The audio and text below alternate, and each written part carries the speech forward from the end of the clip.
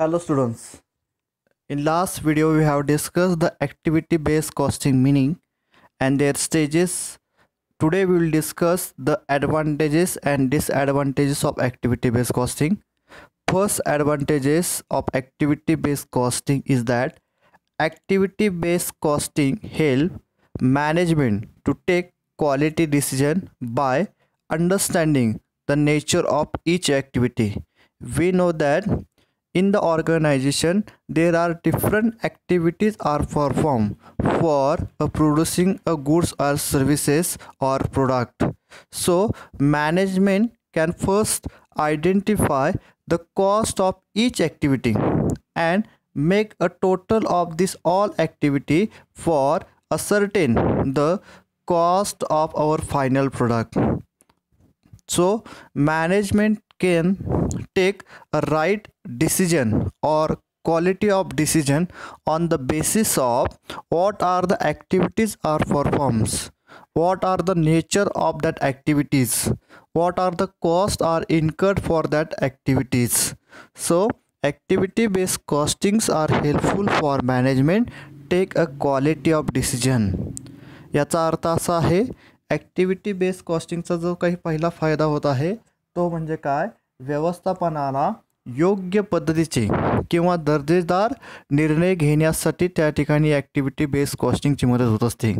आणि ही मदत कशाच्या बेसवर होत असते तर ज्या ज्या काही ॲक्टिव्हिटी आपण प्रोडक्ट रन करण्यासाठी करत असेल या सर्व ॲक्टिव्हिटी त्या ठिकाणी किंवा त्यांचं स्वरूप समजून घेऊन या सर्वांची कॉस्ट आहे ही कॉस्ट समजून घेऊन आपण त्या फायनल प्रोडक्टची कॉस्ट डिटरमाइन करू शकतो किंवा फायनल प्रोडक्टची जी काही कॉस्ट येणार आहे याच्या संदर्भातला निर्णय त्या ठिकाणी मॅनेजमेंट घेऊ शकतो. म्हणजे अशा पद्धतीने मॅनेजमेंटला या ॲक्टिव्हिटी बेस्ड कॉस्टिंगचा योग्य क्वालिटीचा डिसिजन घेण्यासाठी उपयोग होत असतो. दुसरा ॲडव्हान्टेज आहे it help the focus on value adding activities and eliminating non value adding activities. There are two types of activities are performed for producing a goods or product. First is the value added. Value added in the sense that they have some value, and another is that non-value added in the sense that these activities have less value or none value. So activity based costing is helpful for identify those value added activities and identify those non-value adding activities. So activity based costing are helpful for take consider only the or focus on those activity which have some value and eliminating or reduce those activity which have non value.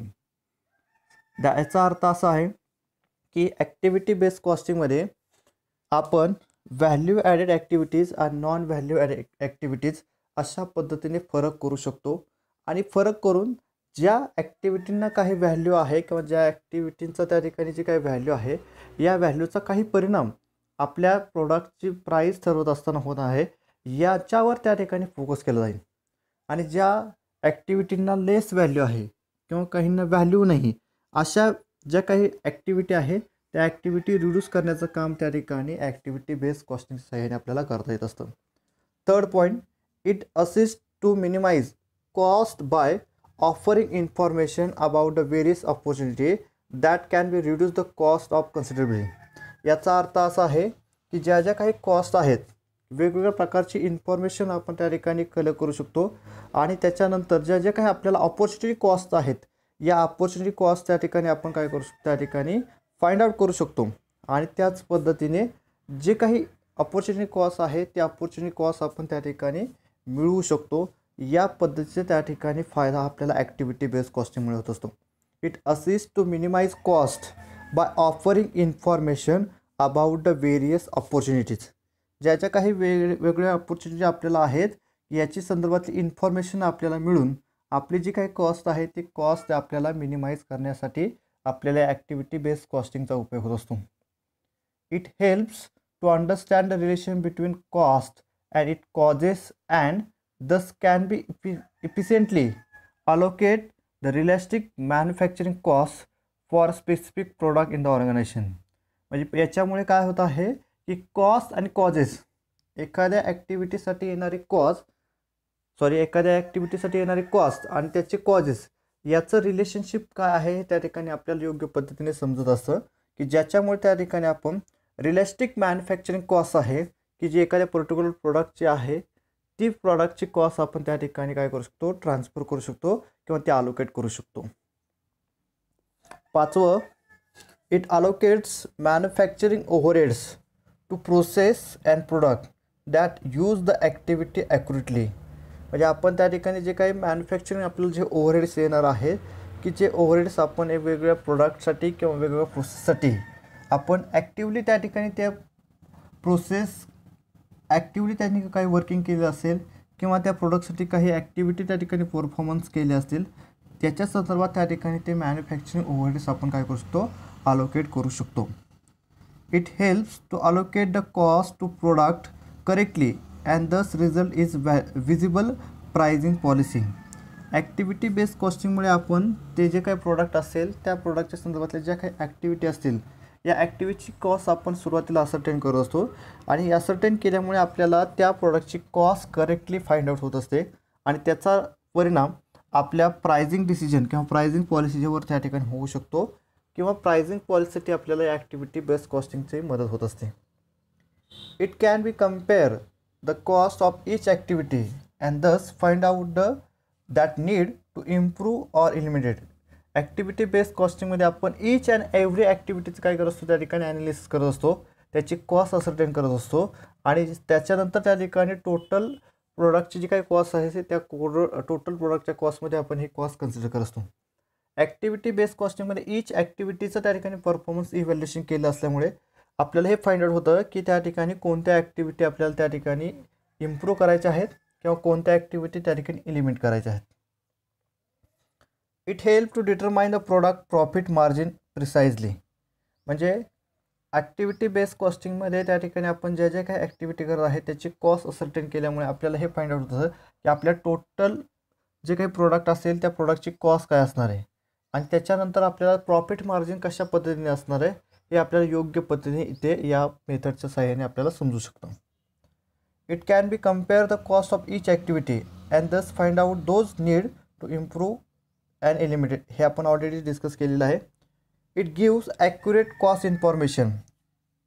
This is why management can easily adopted productivity improvement method like BPR, business process reengineering and total quality management.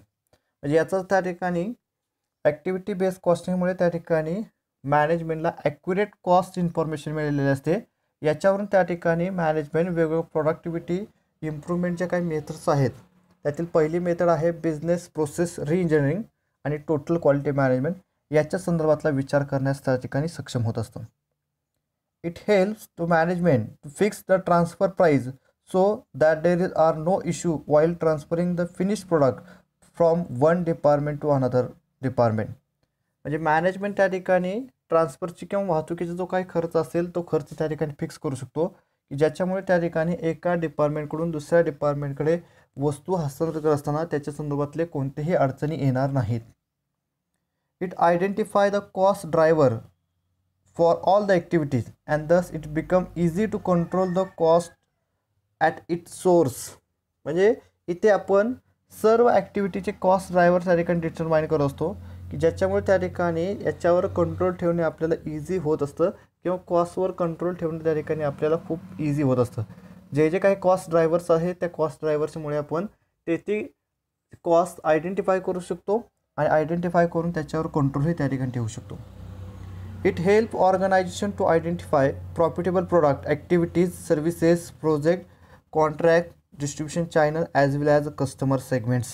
म्हणजे activity based कॉस्टिंगमध्ये जे जे काही activity केल्या असतात मग ती तुमच्या सर्व्हिसच्या संदर्भात असू द्या, प्रोजेक्टच्या संदर्भात असू द्या, कॉन्ट्रॅक्टच्या संदर्भात असू द्या, डिस्ट्रीब्युशन चॅनलच्या संदर्भात असू द्या, या सर्व ॲक्टिव्हिटीज त्या ठिकाणी काय होतं आपण इझिली त्याचं कॉस्ट आयडेंटिफाय करू शकतो आणि आयडेंटिफाय करत असल्यामुळे त्यामुळे आपल्याला कोणता प्रोडक्ट प्रॉफिटेबल आहे किंवा कोणता प्रोडक्ट आपल्याला त्या ठिकाणी लॉस देत आहे हे तुम्हाला इझिली फाइंड आउट होत असतं आणि त्या ॲक्टिव्हिटी आपण काय करू शकतो, एलिमिनेट करू शकतो किंवा त्याच्यामध्ये इम्प्रूव्हमेंट करू शकतो.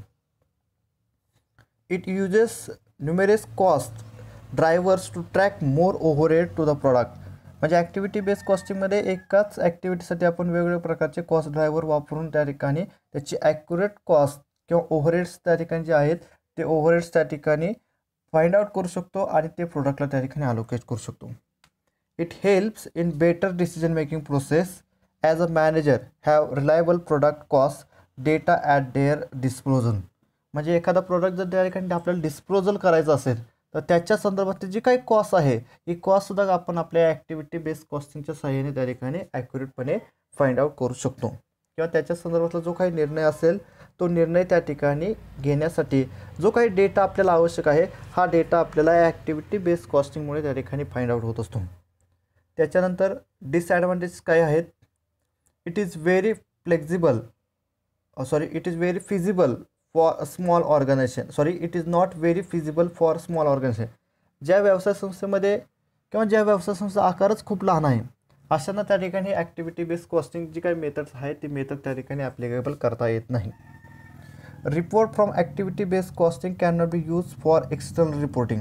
म्हणजे बाहेरच्या व्यक्तींना त्या ठिकाणी आपल्याला काही रिपोर्टिंग करायचं असेल तर आपण जे काही ॲक्टिव्हिटी बेस्ड कॉस्टिंग जे काही कॉस्टिंग केलेलं आहे याचं रिपोर्टिंग आपल्याला एक्सटर्नल पार्टीला करता येत नाही. कारण ॲक्टिव्हिटी बेस्ड कॉस्टिंग ही जी काही मेथड आहे या मेथडचा वापर आपल्याला आपल्या व्यवसाय संस्थेमध्ये एखादा प्रोडक्ट तयार करत असताना ज्या ज्या काही ॲक्टिव्हिटी कराव्या लागल्या होत्या त्या ॲक्टिव्हिटीच्या संदर्भातला आलेली कॉस्ट आपण आयडेंटिफाय करत असतो आणि त्याच्यावरून आपण आपले जी काही प्रोडक्टची काय कॉस्ट असेल ती कॉस्ट ठरवत असतो. त्याच्यामुळे ॲक्टिव्हिटी बेस्ड कॉस्टिंगचा एक्सटर्नल पार्टीला उपयोग होत नाही.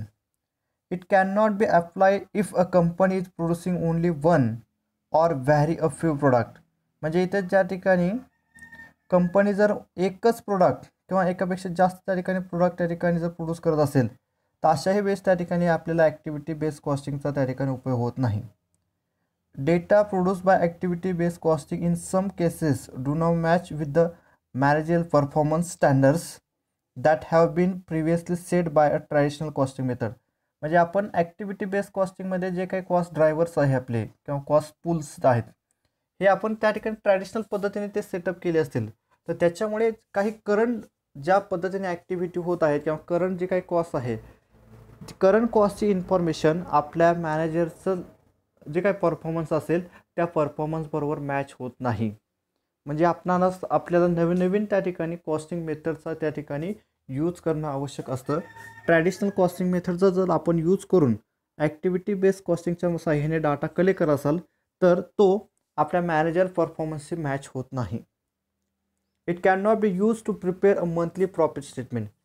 आता हे तुम्हाला सर्वांनाच समजलं असेल की बाबा याचा जो काही आपल्याला डिसॲडव्हान्टेज आहे की आपल्याला जर काही मंथली स्टेटमेंट तयार करायचं असेल तर ते मंथली स्टेटमेंट करण्यासाठी ॲक्टिव्हिटी बेस्ड कॉस्टिंगच्या सहाय्याने जो काही डाटा कलेक्ट केलेला आहे हा डाटा आपल्याला उपयुक्त होत नाही. It is challenging to install the activity based costing across all facilities and product line. म्हणजे आपल्याकडे ज्या ज्या काही प्रोडक्ट लाईन आहे किंवा ज्या ज्या फॅसिलिटी आहेत या सगळ्यांमध्येच आपल्याला ॲक्टिव्हिटी बेस्ड कॉस्टिंग ही मेथड ॲप्लिकेबल करणं शक्य होत नाही. It is not easy to implement activity based costing system because of various difficulties like selection of cost driver, varying cost driver rates and assignment of typical cost. म्हणजे सगळ्याच ठिकाणी आपल्याला activity based कॉस्टिंगचं त्या ठिकाणी इम्प्लिमेंटेशन करणं शक्य होत नसतं. कारण जे आपण कॉस्ट ड्रायव्हर यूज करत आहे किंवा जो आपला ओव्हरहेडचा रेट आहे हा रेट बदलत राहत असतो. मार्केट चेंज झालं की त्याचा ऑटोमॅटिकली इफेक्ट त्या ठिकाणी आपल्या ओव्हरहेड्सवरती होत असतो. जे काही कॉस्ट ड्रायव्हर्स आहेत ते कॉस्ट ड्रायव्हर आपण ट्रॅडिशनली जर यूज करत असाल तर त्याचाही परिणाम होत असतो. म्हणजे आणि त्याच पद्धतीने जे काही आपण ती कॉस्ट आपण त्याला अलोकेट करत आहे किंवा असाइन करतो आहोत याचा जो काही प्रकार आहे याचा सगळ्यांचा परिणाम आपल्या या ॲक्टिव्हिटी बेस्ड कॉस्टिंगवर होत असतो किंवा आपल्या प्रोडक्टवर होत असतो. त्याच्यामुळे ही जी काही मेथड आहे ही मेथड ओव्हरऑल अक्रॉस किंवा सगळ्याच ठिकाणी त्या ठिकाणी ॲप्लिकेबल होईल अशीच त्या ठिकाणी शाश्वती नसते. It is of no use if company has small overheads. जर लहान ओव्हरहेड्स असतील तुमचे तर अशा ठिकाणी ह्या ओव्हरहेड्स ॲक्टिव्हिटी बेस्ड कॉस्टिंगचा त्या ठिकाणी आपल्याला उपयोग होत नाही. It is time consuming process and complicated because the method of involves collection and preparation of data. म्हणजे ही एक ॲक्टिव्हिटी बेस्ड कॉस्टिंग जी काही मेथड आहे ही टाईम कन्झ्युमिंग प्रोसेस आहे आणि कॉम्प्लिकेटेड आहे. यासाठी तुम्हाला योग्य पद्धतीची इन्फॉर्मेशन आणि त्यासाठी पुरेसा वेळ देणं हे आवश्यक असतं. It is consider expensive as it cost more to collect and analyse information. Activity based कॉस्टिंगच्या सहाय्याने ज्या ज्या काही आपण ॲक्टिव्हिटीज रन केलेल्या आहेत त्या सर्वांचा परफॉर्मन्स आणि कॉस्ट आपल्याला कलेक्ट करावं लागते. यासाठी आपल्याला मोर टाईम पण त्या ठिकाणी द्यावा लागत असतो. आपल्याला प्रत्येक ॲक्टिव्हिटीचं जर रेकॉर्डिंग करायचं असेल तर त्यासाठी येणारा एक्सपेन्सेसही आपल्याला जास्त असतो. म्हणजे इथे एक्सपेन्सेस जास्त आहे, त्याच पद्धतीने त्याचं कलेक्शन करणं आणि त्याचं ॲनालिसिस करणं या सगळ्या गोष्टी त्या ठिकाणी डिफिकल्ट होत आहे. आणि लास्ट डिसॲडव्हान्टेज आहे, it uses a large number of cost pools and this means unnecessary expenses for the company. म्हणजे काही वेळेस त्या ठिकाणी एकापेक्षा जास्त अनेक कॉस्ट पूल एखाद्या ॲक्टिव्हिटीसाठी यूज केलेले असतात. तर हे त्या ठिकाणी तुमच्या व्यवसाय संस्थेचे जे काही एक्सपेन्सेस आहेत ते एक्सपेन्सेस वाढवण्यासाठी किंवा अननेसेसरी एक्सपेन्सेस त्या ठिकाणी तुमचे वाढत असतात. अशा पद्धतीने हे त्या ठिकाणी आपल्या ॲक्टिव्हिटी बेस्ड कॉस्टिंगचे ॲडव्हान्टेज आणि डिसॲडव्हान्टेज आहेत. पुढील मुद्दा आपण पुढील व्हिडिओमध्ये पाहू. थँक्यू.